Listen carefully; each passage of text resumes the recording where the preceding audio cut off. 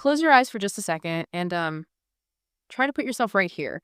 You're submerged in this warm, murky, salty water. Yeah, and you can physically feel the rhythm of the tide, Mm. you know, that slow, just inevitable gravitational pull of the ocean receding. Exactly. It's drawing the water away from these tangled, stilt-like roots of the trees towering all around you.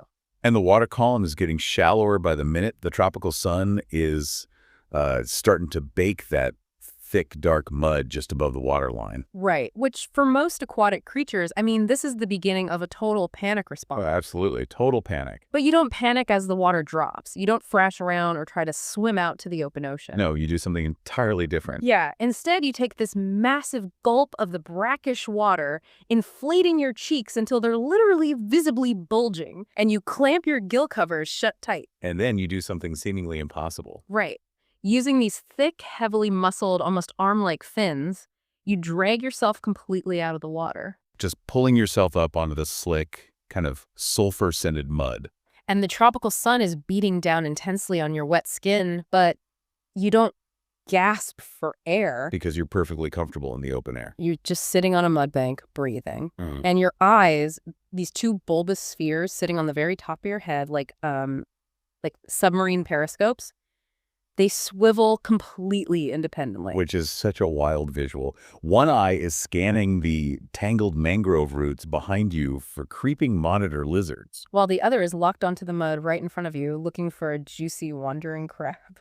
But eventually, the wind and the sun mean your eyes start to feel a little dry. But you don't have eyelids to blink with. Right. So you engage a specialized muscle and you suck your entire eyeball straight down into your skull with a deeply satisfying pop. Oh man, that pop. You wash it in a little hidden cup of fluid and push it back up to the surface. And suddenly a shadow passes overhead. A heron. You instantly curl your thick, muscular tail against the sticky mud, and in a fraction of a second, you launch yourself 2 full feet through the air. Just sailing over the mud flat. Yeah, and landing perfectly on a slippery, raised ridge. You don't slide backward, you just grip the mud and wait. Because you are not a frog. You are not a lizard. You are a fish. A fish. A fish that has decided the ocean just isn't quite enough and has basically conquered the land. You are the extraordinary, the rule-breaking, a seemingly magical mudskipper. Welcome back to Saltwater Stories. I'm so excited for this one. Me too. Today, we are heading into the tidal mudflats of the Indo-Pacific and West Africa. We are going to spend a day right on the boundary line where the ocean meets the earth. Following the mudskipper as it, walks, breathes air, builds underground castles, and completely rewrites our understanding of what an animal can do. It's going to be a phenomenal adventure. We're looking at a creature that treats the boundary between water and land not as like an impassable barrier, but as an open playground. Yeah, they exist in this highly volatile intertidal zone, meaning their environment radically changes twice a day, and they've evolved to completely master both extremes. So let's set the scene for everyone listening. Our mudskipper has just pulled itself up onto this vast, glistening expanse of dark mud. And it smells sharply of salt, decaying leaves, and sulfur. Right.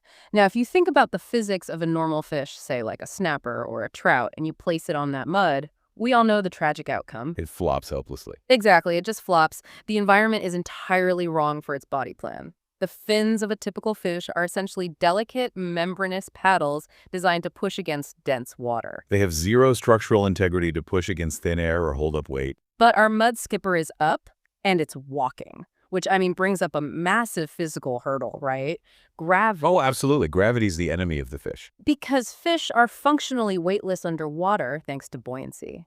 But on land, gravity is a crushing force. So how on earth does a fish body hold itself up and navigate a world of sticky sediment without legs? Well, it requires a complete architectural redesign of their skeletal system and their musculature, particularly focusing on their front fins, the pectoral fins. Okay, so the side fins. Right. If we look at the internal anatomy of most fish, the pectoral fins are attached to a rather delicate set of bones, meant just for steering, pitching, or braking in the water column. Just tiny adjustments. Exactly. But in the mudskipper, the bones at the base of these fins, called the radials, have been significantly elongated. Like stretched out? Yeah, they function incredibly similarly to the bones in our own arms. And the muscles surrounding that joint are hypertrophied, meaning they are massively overdeveloped compared to their aquatic cousins. So they basically have the equivalent of heavily muscled shoulders. They really do. They aren't just dragging their bellies across the mud like a seal on a beach. No, it is a very deliberate elevated gait. Biologists have a specific term for it. Yeah, it's called crutching. Crutching. I was looking at the biomechanics of this movement, and it's fascinating. It really is exactly like someone expertly swinging forward on a pair of medical crutches. Or if you picture a gymnast swinging their body forward between two parallel bars. Oh, that's a great visual. They plant their two supports, lock their core, and they vault their entire body weight through the center. That's a brilliant way to visualize the mechanics. The mudskipper swings both of these muscular pectoral fins forward simultaneously, plants them firmly into the yielding mud, and then pushes down and back. Swinging its center of mass forward. Exactly. But that forward vault introduces a secondary mechanical problem. Wet mud, especially on the slope of a tidal creek bank or like an algae-covered mangrove root, is incredibly slippery. Oh, it's basically ice. Yeah. So when you swing your weight forward, land, and then lift your crutches to take the next step, momentum and gravity want to pull you right back down the slope. Right. If you're standing on a slippery slope and lift your foot, you just slide backward. So friction alone isn't going to save them on wet slime. They need an anchor. And they actually have one built right into their bellies. They do. Yes, it's an elegant modification of the pelvic fins. In a standard fish, the pelvic fins are two separate, distinct fins hanging underneath the body, sort of like the rear stabilizers on an airplane. Right. Usually down by the belly. But in the mudskipper, those two separate fins have evolved to fuse together at the edges, creating a single concave disc. It forms a literal suction cup. A biological vacuum seal. Precisely that. As the fish vaults forward on its pectoral crutches, its belly comes down and lands softly on this pelvic disc. And it sticks. The concave shape presses against the wet mud, forces the air and water out, and creates negative pressure, a suction grip. Wow. This anchors the fish perfectly, preventing it from sliding backward down the slope while it lifts its pectoral fins to initiate the next vault. It's a beautifully coordinated, highly stable system for navigating a chaotic, slippery landscape. It really is brilliant engineering. But crutching, while stable, is a relatively slow and methodical way to move. We mentioned in the opening that this fish launched itself 2 feet through the air to escape the shadow of a heron. Right. Crutching isn't going to save you from the beak of the diving bird. So how does an animal without legs generate enough explosive kinetic energy to jump on land? Well, when it comes to rabbit escapes, they completely abandon the crutching mechanism. The pectoral fins just aren't fast enough. Okay, so what do they use? Instead, they rely on the most massive, powerful muscle group they possess, the lateral muscles of their trunk and tail. It's an evasive maneuver known as the C-start jump. The C start, because they physically contort their body into the shape of the letter C. Yes, if a predator approaches, or if they just need to cover ground quickly, the mudskipper violently contracts the muscles on one side of its body. Bending themselves in half, basically. Exactly. This curls its tail all the way around toward its head, forming a tight C shape, and it presses the side of its tail firmly against the mud. Okay, so it's winding up. What it's doing is loading potential energy. It uses its body exactly like a biological spring. And then it releases the tension. The moment it needs to move, it fires the muscles on the opposite side of its body, rapidly straightening the spine. The tail pushes forcefully against the substrate. But doesn't it just slide through the mud? Well, because the mud is somewhat dense, the tail doesn't just slip through it like it would in water. It finds purchase. And that rapid, explosive unfurling launches the fish up to 61 centimeters, about 2 feet into the air and forward. For a fish that might only be a few inches long, a 2-foot vertical and horizontal leap is staggering. It's massive. It's the equivalent of a human jumping over a house from a standstill. It allows them to instantly vanish into a burrow or a deep puddle before a predator even registers the movement. Exactly. But if you're going to rely on a massive explosive jump to survive, you have to be able to see the threat coming. And we have to talk about their eyes, because if you've ever looked at a picture of a mudskipper, their eyes are the most striking and honestly somewhat comical feature. They are definitely unique. They are perched right on the very top of their flat heads. They do look a bit like cartoon characters. But from an evolutionary standpoint, that placement is a stroke of absolute genius. How so? By elevating the eyes above the flat plane of the skull, the mudskipper achieves Essentially 360-degree panoramic vision. Oh, because they're not blocked by their own body? Exactly. If your eyes are on the sides of your head like a normal fish, your own body blocks part of your view. Hmm. But a mudskipper can see predators approaching from the open sky, from across the mudflat, or emerging from the waterline, all simultaneously. But just being able to see around you isn't the only hurdle. There's a fundamental physics problem with seeing in the air versus seeing underwater. The refraction issue. Right. The refractive index, how light bends when it passes through a medium, is vastly different in water than it is in thin air. If you've ever opened your eyes in a swimming pool without goggles, you know everything is completely blurry. Everything is a smudge. That's because human eyes are evolved to focus light moving through air. If a normal fish, whose eyes are evolved to focus light moving through water, pops its head up and looks around on land, everything should be a complete blur, right? That's exactly right. The cornea of a standard fish eye doesn't bend light enough in the air to focus an image on the retina. So how do they see the heron?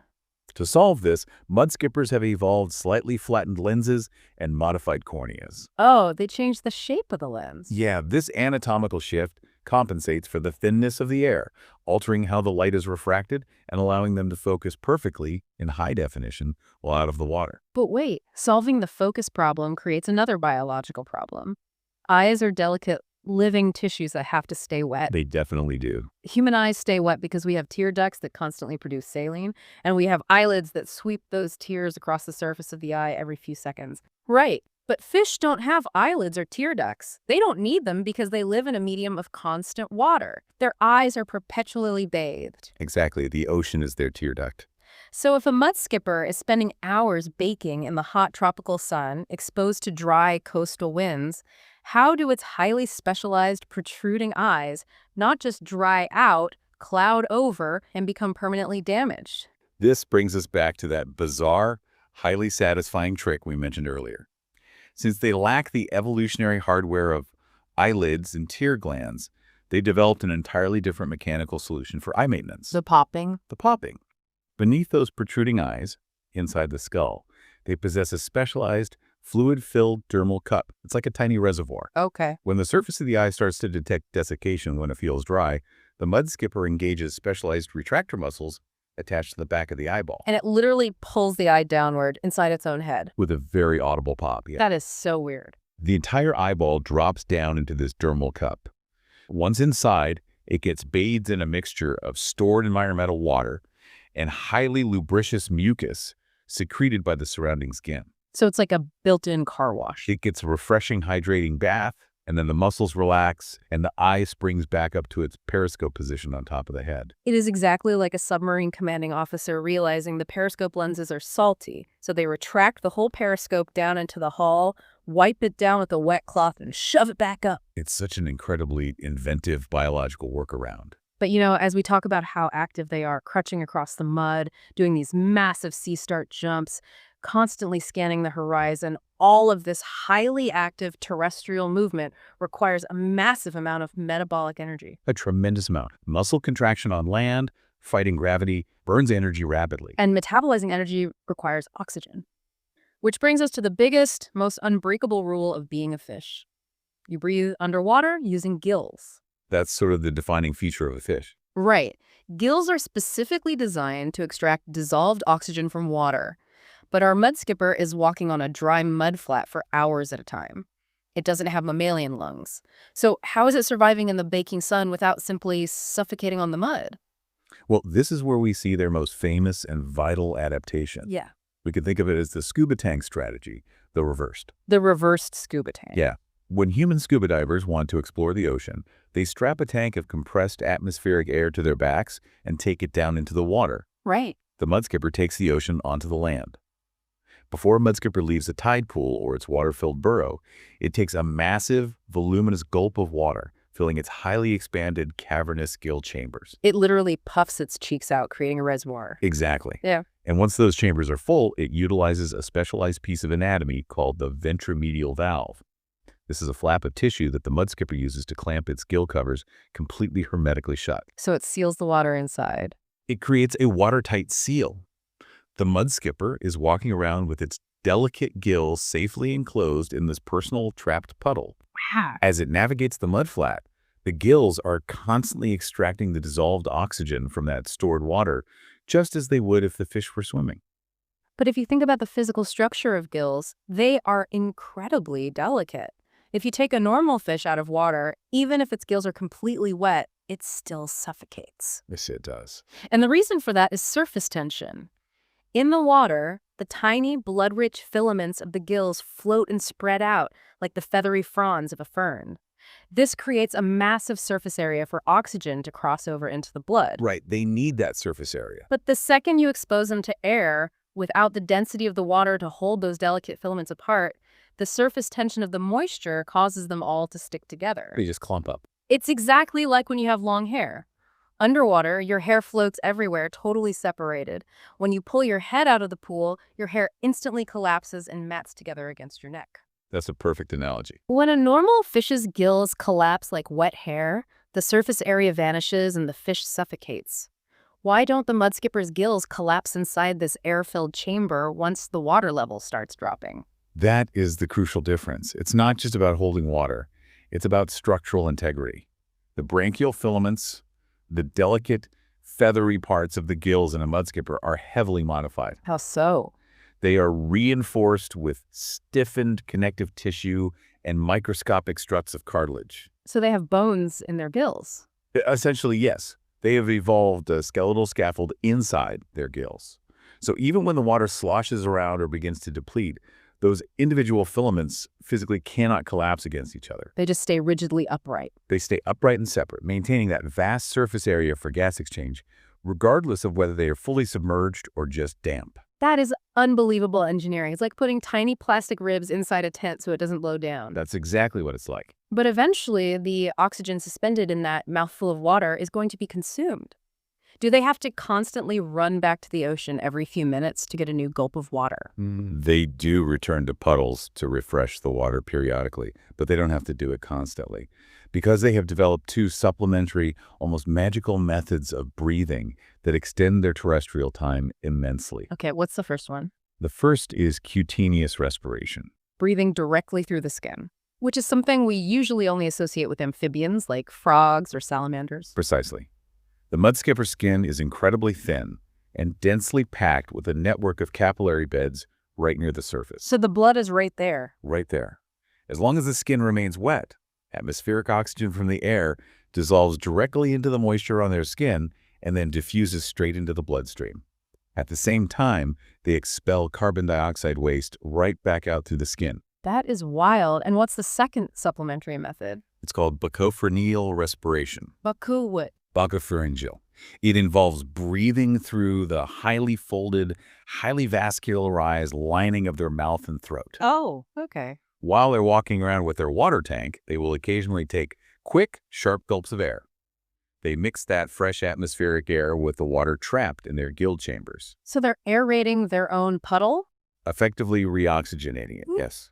And absorbing oxygen right through the roof of their mouth. So to recap, this animal is simultaneously breathing through a set of reinforced gills, using a trapped puddle of water, absorbing oxygen through its skin like a frog, and gulping air to absorb oxygen through its throat. Yep, it has backup systems for its backup systems. But hold on, if they completely rely on their skin staying wet to breathe cutaneously, aren't they living on a razor's edge? Oh, absolutely. They inhabit tropical mudflats. They are under a baking hot equatorial sun. A wet fish on hot mud seems like a recipe for rapid evaporation. It is a very dangerous environment for them. If they dry out, their skin breathing stops, their mucous membrane fails, and they suffocate. How do they avoid becoming a crispy, sun-dried tragedy? You've accurately identified the central tension of their terrestrial lives. For a mudskipper, moisture is survival. Right. To manage this constant threat of desiccation, they possess an incredibly sensitive internal moisture sensing system. They can physiologically detect minute drops in their surface humidity and internal hydration long before it becomes critical. Like an internal alarm system. And they respond to these internal alarms with rigorous behavioral thermoregulation. Meaning they actively change what they're doing to manage their body temperature and moisture? Yes, they behave very much like terrestrial reptiles. If the sun gets too intense and their skin temperature rises, They will actively seek shade, retreating under the tangled canopy of mangrove roots or sliding into the cooler microclimate of a burrow entrance. But what if there's no shade? If their moisture sensors tell them their skin is drying out, they don't panic. They simply locate a shallow puddle or a particularly wet patch of sediment and roll in it. Like a dog in a puddle. Exactly. They coat themselves entirely in wet mud. The mud acts like a wet blanket, severely slowing down evaporation and trapping moisture against their skin. That is so smart. Furthermore, their skin actively secretes a specialized, thick layer of slimy mucus packed with glycoproteins. This mucus acts as a barrier, locking the water molecules against the skin. They are absolute masters of managing their own microclimate. Okay, so we have a heavily muscled fish that crutches across the mud, jumps like a coiled spring, carries its own internal scuba tank, breathes through its wet skin, and actively rolls in puddles to maintain its protective slime coat. They are busy little creatures. They are alive, they are moving, and they are burning calories, which means eventually it's time for breakfast. And the mudflat is a spectacular buffet, provided you have the tools to eat what's there. Right. Our mudskipper is scanning with its periscope eyes, and it spots a juicy little fiddler crab or maybe a crunchy terrestrial insect that just landed on the mud. A perfect meal. And here lies yet another massive physical physics problem. We've established how they move and how they breathe, but how do they actually capture and swallow food? It's harder than it looks. Because in the ocean, fish almost universally eat by using a mechanism called suction feeding. They rapidly drop their lower jaw, expand their throat cavity, and create a sudden, powerful vacuum. This sucks a volume of water and whatever prey happens to be suspended in that water directly into their mouths. It is highly effective underwater. Yeah. But on land, it is functionally impossible. The physics simply do not translate. Because of the density of the air, right? Exactly. Water is incredibly dense and viscous. Air is approximately 800 times less dense than water. So you can't suck it the same way. If a fish on land spots an insect, drops its jaw, and attempts to expand its throat to suction feed, the only thing it achieves is drawing in a rush of empty air. Just a big gasp. The negative pressure isn't strong enough in such a thin medium to move the insect. The insect would just sit there on the mud, completely unbothered, while the fish gasps. So suction feeding is out. But terrestrial animals like lizards, frogs, or mammals don't use suction. We use fleshy, muscular tongues. Right, a frog uses a tongue. A lizard shoots its tongue out, grabs a bug, pulls it into its mouth, and then uses that muscular tongue to physically push the food to the back of the throat to trigger the swallowing reflex. But fish do not have fleshy, muscular tongues. No. No, their tongues are essentially rigid, bony structures that cannot extend or manipulate food. Oh, wow. So our mudskipper is sitting on the mud. It is staring at a highly nutritious insect.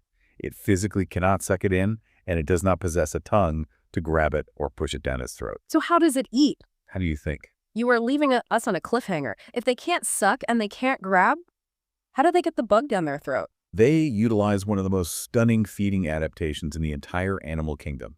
They build a temporary tongue out of water. They build a tongue out of water. Biologists refer to it as the hydrodynamic tongue. When a mudskipper is foraging on land, it is very careful to maintain a localized, concentrated blob of water held right at the front of its mouth. Separate from the gill water. Yes. When it spots an insect, it stalks it, gets within striking distance, and lunges forward, opening its jaws. But instead of trying to suck the insect in, it vigorously spits that droplet of stored water out of its mouth, projecting it completely over the prey. It throws its mouth water at the bug. It envelops the insect in this localized bubble of water. And water has incredible adhesive and cohesive properties.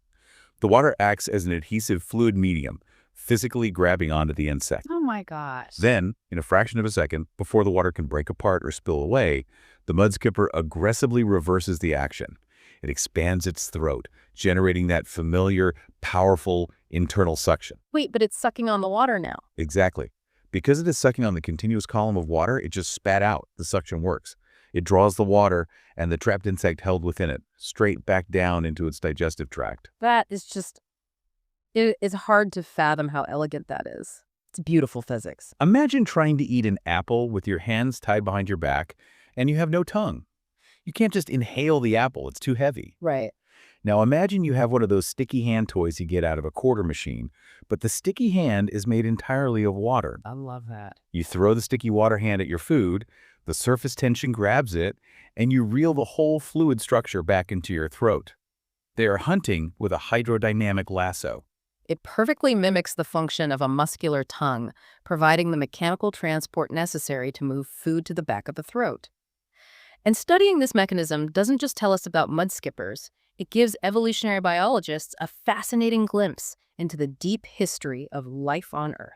How so? Hundreds of millions of years ago, the very first aquatic tetrapods, the fish that first crawled onto land, would face this exact same swallowing paradox. Right, they had to figure out how to eat without water. The mudskipper shows us a highly viable evolutionary bridge.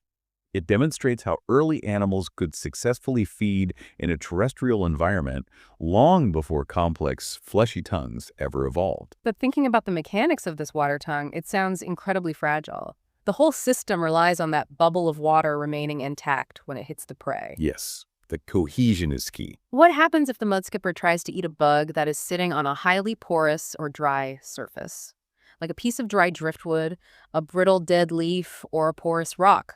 If they spit their water tongue onto a sponge, doesn't the water just get instantly absorbed? Does the tongue break? That is an incredibly perceptive question, and it's the exact question researchers asked when studying this behavior. Oh, really? They set up a brilliant laboratory experiment to test the physical limits of the hydrodynamic tongue.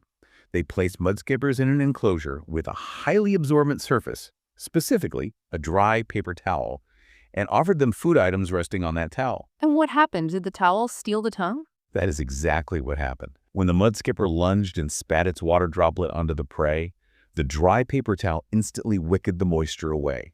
The cohesive column of water was destroyed. Oh, no. The mudskipper could physically snap its jaws and bite the food, but without the fluid medium to carry the food backward down the throat, it was entirely unable to swallow it. They just got stuck with a mouthful of food. In these dry surface conditions, the fish failed to consume the prey in over 70% of the observed trials. They would just sit there with the food in their teeth, visually frustrated, completely unable to finish the meal. So they are mechanically paralyzed by a dry surface? What do? They have to spit the food out, turn around, crutch their way back to a puddle or their burrow, take a fresh gulp of water to reload their mouth, return to the prey, and try again on a wetter surface. Wow. It is a stunning proof of just how completely dependent their survival on land is tied to their mastery of fluids. Wow. Okay, so we have a fish that crushes on reinforced shoulders, breathes through its wet skin, and eats using a lasso made of water. This single animal is a biological marvel. It really is. But let's look beyond just the individual for a second. The intertidal mudflat is not just a dining room for a single, solitary mudskipper.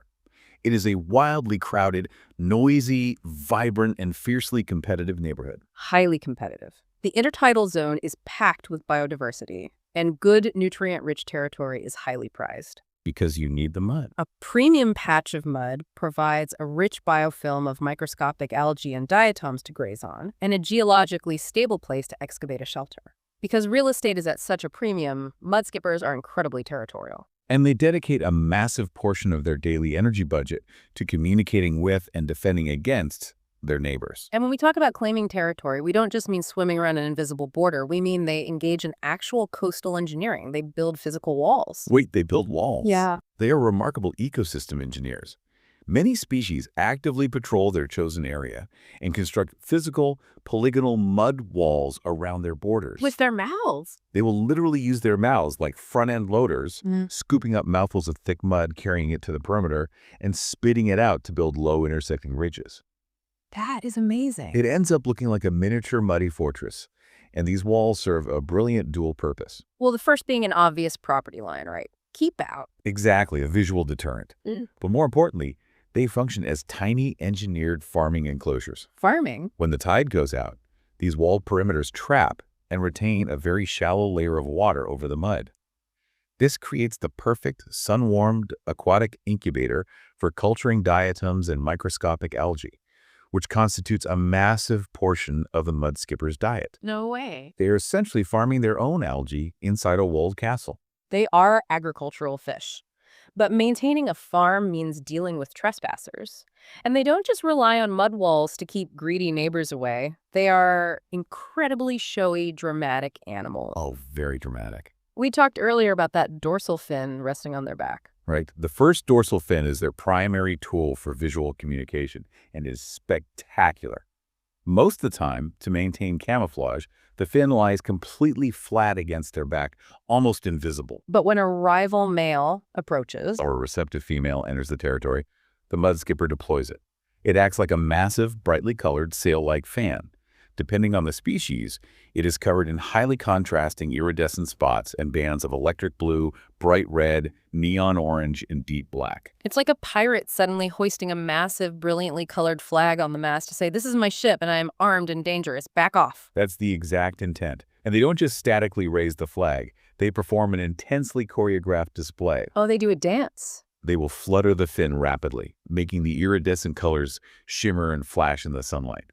They will aggressively puff out their throat pouch, which is often lined with brightly colored skin. Trying to look big. And they'll perform vigorous acrobatic push-ups on their pectoral crutches, raising their entire body high off the mud. Dish push-ups. And if the rival still doesn't get the message, they will execute those massive vertical sea start leaps straight into the air, simply to demonstrate their athletic prowess and muscular power. Look how high I can jump.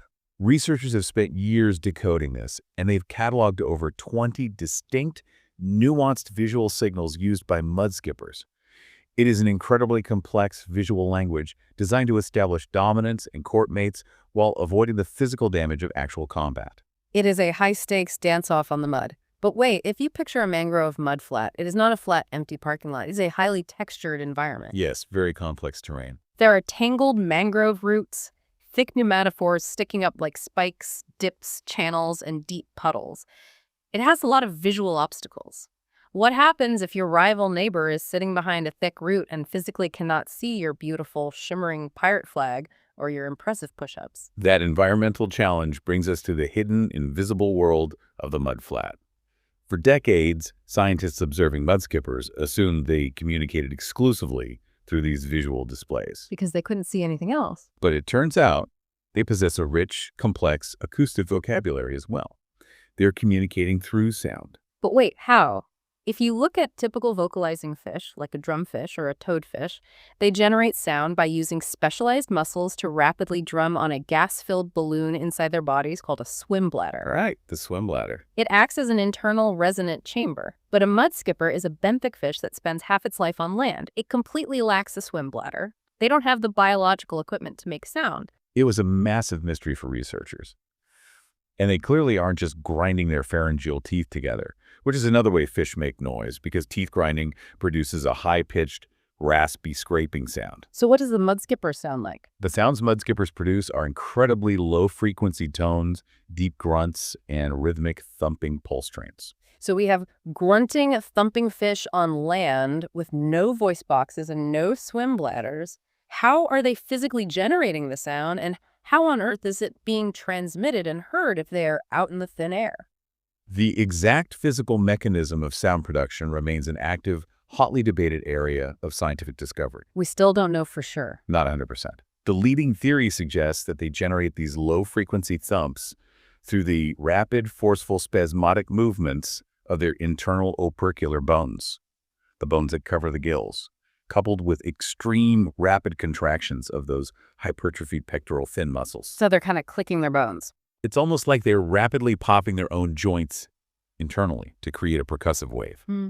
But how they transmit it is the truly brilliant part. They aren't shouting into the air. Because air wouldn't carry it well? Acoustic energy dissipates far too quickly in the air, especially against the background noise of wind and crashing waves.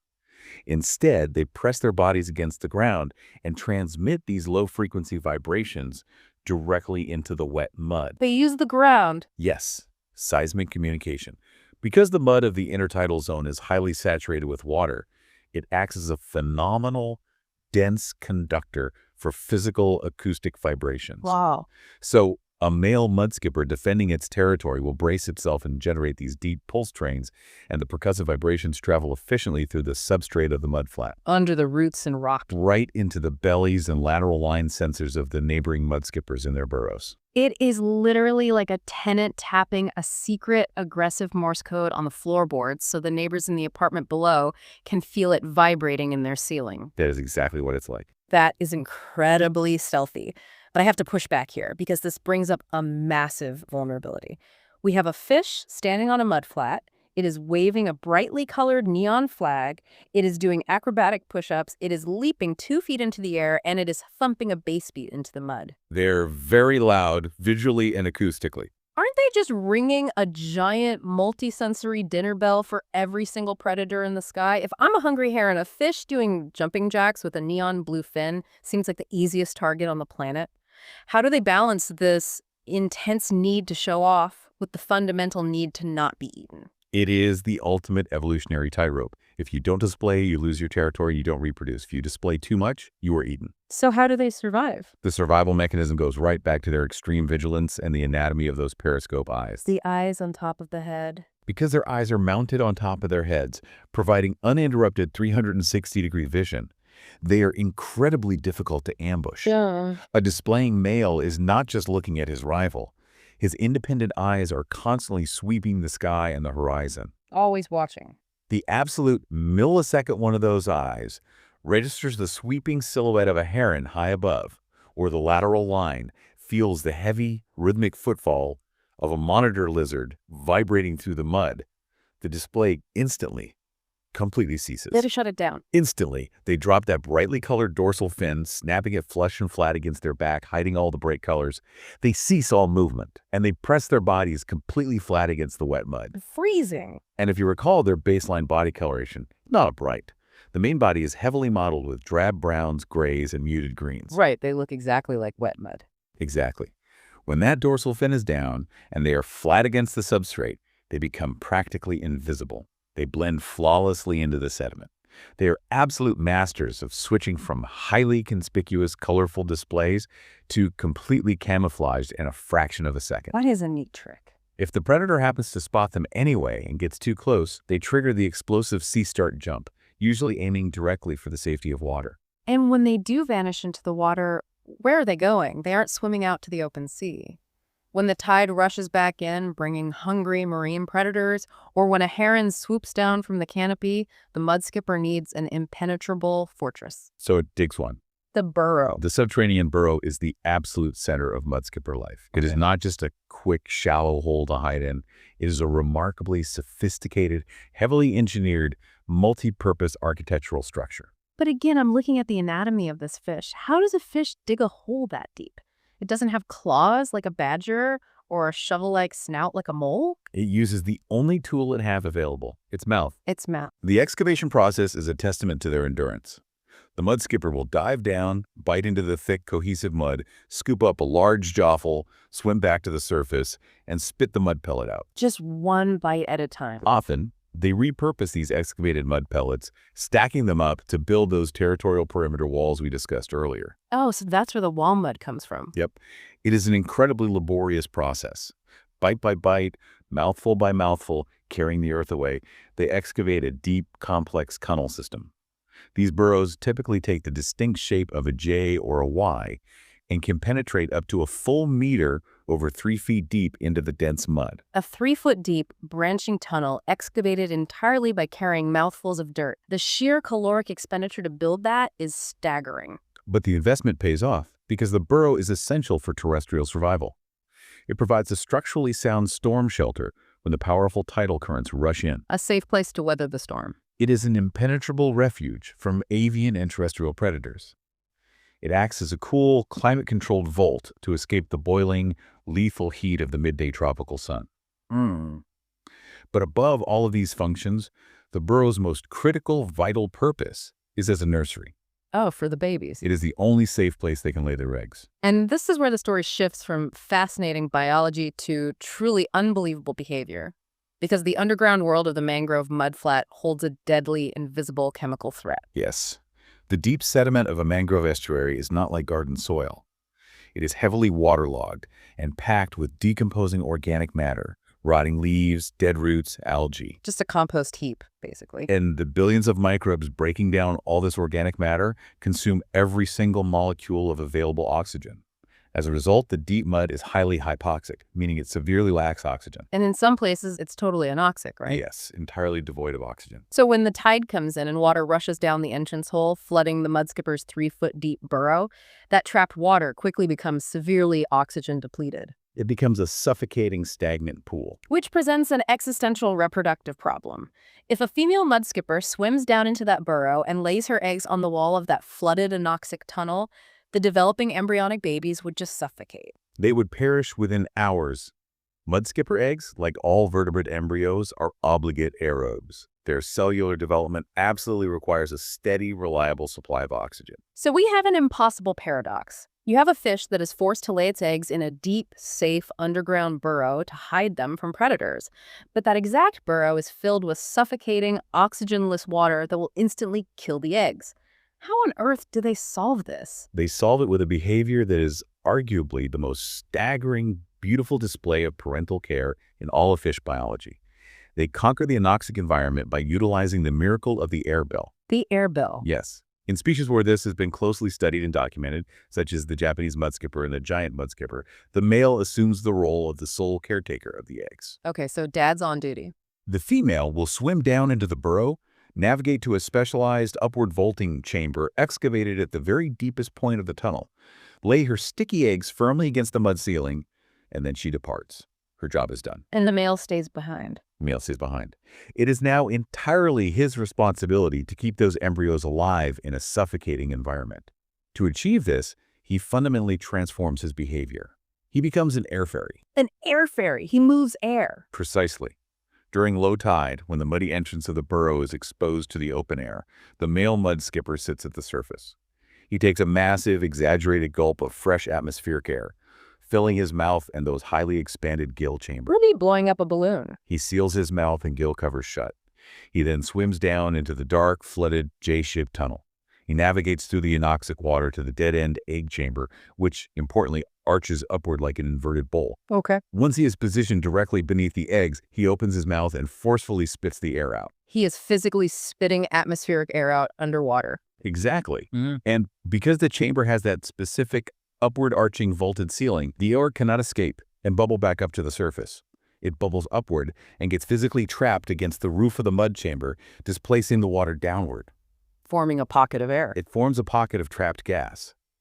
The male then swims all the way back up the tunnel to the surface, gulps another mouthful of fresh air, swims back down into the dark, and spits it into the pocket. Wow. He repeats this ferrying process dozens, sometimes hundreds of times. He is literally carrying mouthfuls of air deep underground. By doing this over and over, he constructs and actively maintains a pressurized air pocket, a permanent physical bubble of life trapped 3 feet beneath the suffocating mud. That is incredible. The eggs are laid directly on the ceiling inside this trapped air pocket, completely surrounded by a life-giving atmosphere. He is quite literally breathing for his babies. It is the exact equivalent of building an upside-down swimming pool of air completely underwater. The father is acting like an aquatic astronaut, tirelessly carrying tanks of oxygen from the surface down to a submerged space station just so his family can survive the hostile environment. That's a beautiful way to put it. That is the most incredible, devoted parenting I have ever heard of in the animal kingdom. And it isn't just a one-time construction project.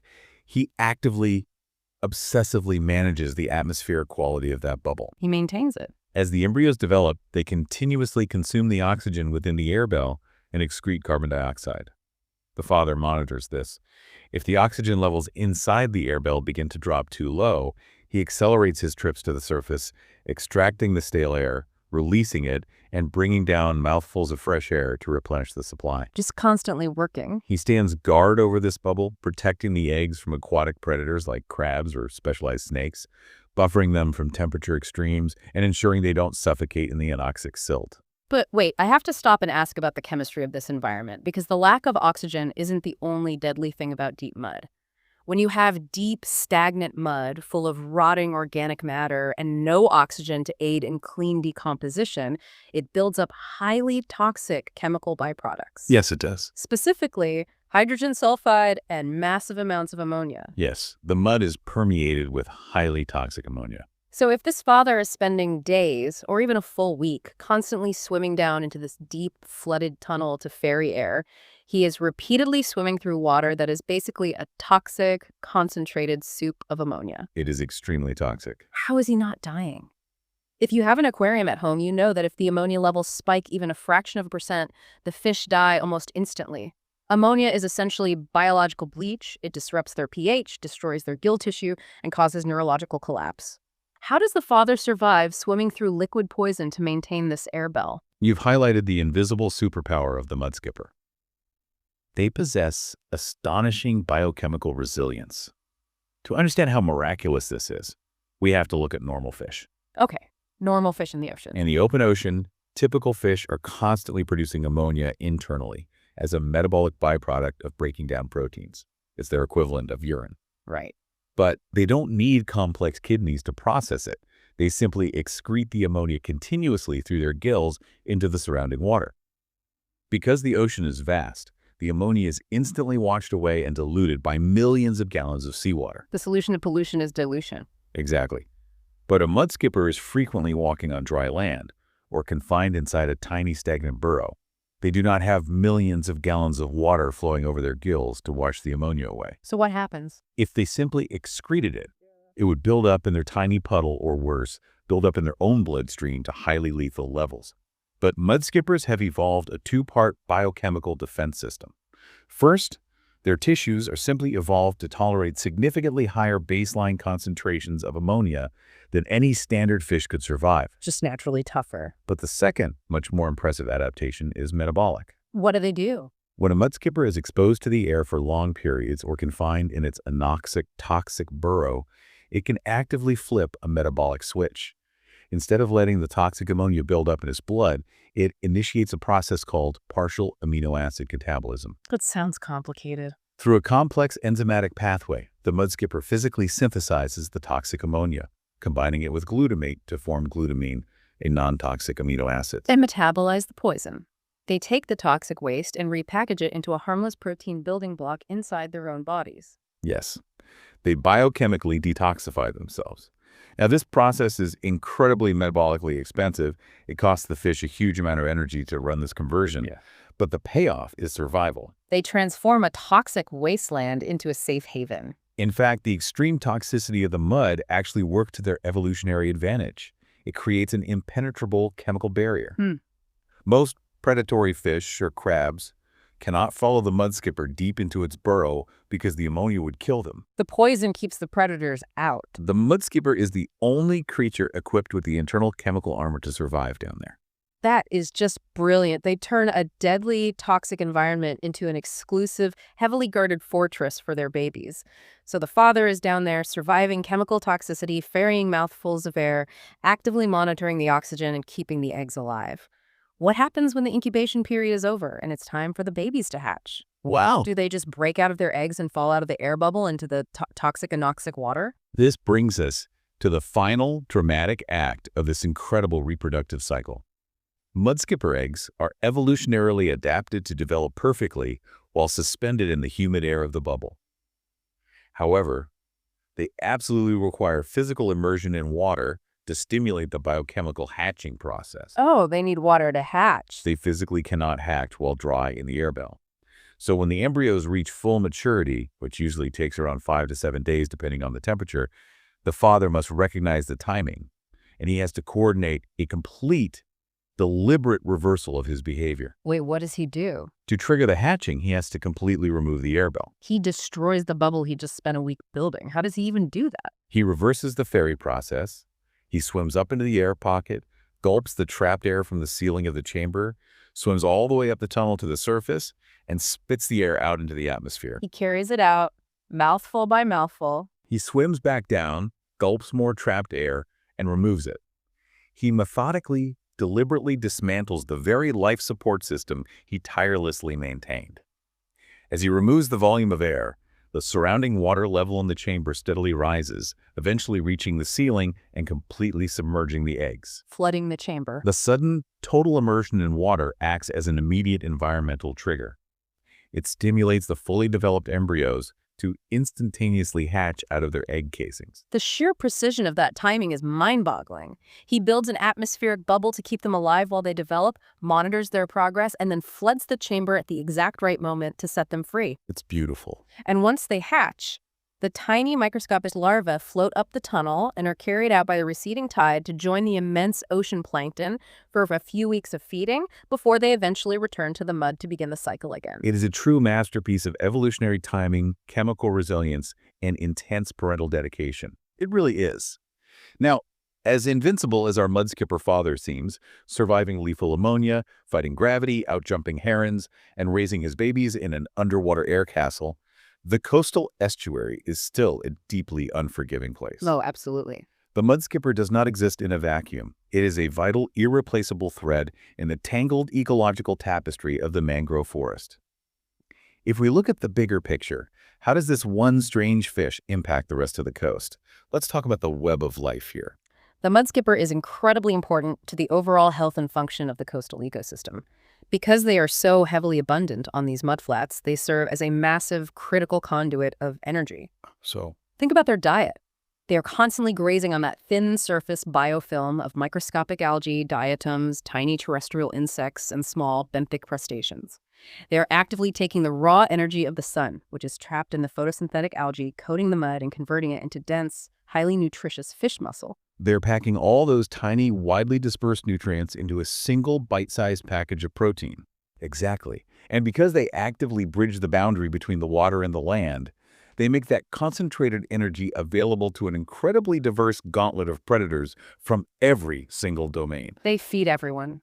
From the sky, you have patient, waiting hunters, like herons and egrets, and lightning-fast diving birds like kingfishers that pick them off the mud. From the land, you have massive monitor lizards, which can grow to be several feet long and aggressively prowl the mudflats. You even have terrestrial mammals like fishing cats, macaques, and otters actively hunting them among the roots. And from the water, when the high tide rolls in and floods the flats, you have specialized sea snakes that will actively invade their burrows, and larger predatory marine fish waiting right at the edge of the mangrove drop-off. Wow, they are surrounded. When a mudskipper is successfully hunted and eaten, it effectively passes all that concentrated solar energy from the lowest level of the mudflat straight up to the apex predators of the coast. They are the energetic bridge of the estuary. I love that visual. They take the raw energy of the sun, pull it out of the mud, and carry it on their backs to feed the kings and queens of the coastline. They really do. But for all their incredible resilience, surviving an army of predators, neutralizing ammonia, battling gravity, and enduring the baking sun, they have a critical weakness. They are incredibly vulnerable to environmental changes brought on by humans. Yes, highly vulnerable. Ecologists categorize mudskippers as excellent bioindicators What does that mean? because they rely so heavily on cutaneous respiration.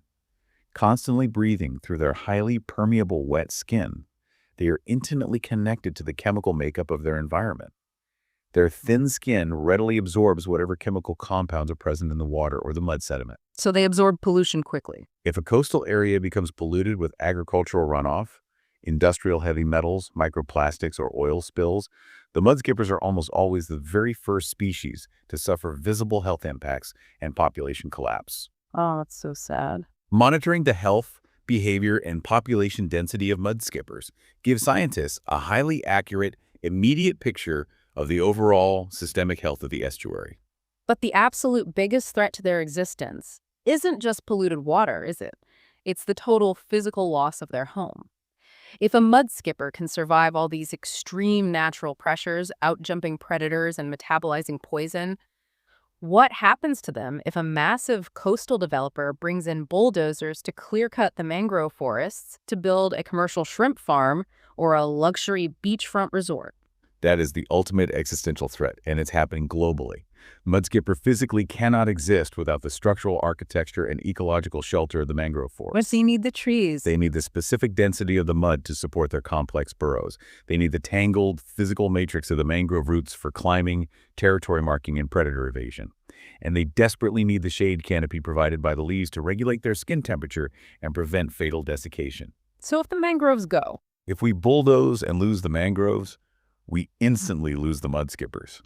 There is no alternative habitat for them.